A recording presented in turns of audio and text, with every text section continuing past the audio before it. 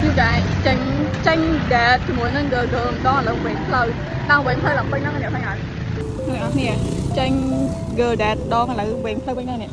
vậy cái này mày ăn về chưa đây là trong nhà sang mẹ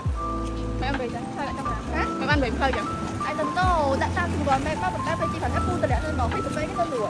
rau ra ឥឡូវខ្ញុំបានមកដល់ហាងកាហ្វេហើយខ្ញុំឆ្លៃហាងកាហ្វេនឹងខ្លាំងមែនតើដោយសារតែនៅមានតែគួររបៀបធម្មជាតិច្រើនហើយតមកពួកខ្ញុំបាន order drink តិចតួចសម្រាប់ញ៉ាំអញ្ចឹងណា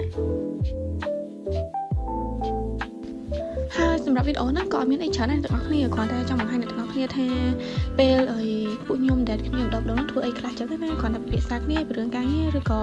រឿងផ្ទាល់ខ្លួនអីតិចតួចជាមួយនឹងថតរូបលេងនិយាយគ្នាលេងអញ្ចឹងណាអ្នកទាំងអស់គ្នាហើយវីដេអូខ្ញុំក៏បានមកដល់ទីបញ្ចប់ដែរបើសិនជាអ្នកទាំងអស់គ្នាចូលចិត្តកុំភ្លេចជួយ like follow និង share វីដេអូខ្ញុំម្នាក់មួយផងណាអរគុណបាយបាយ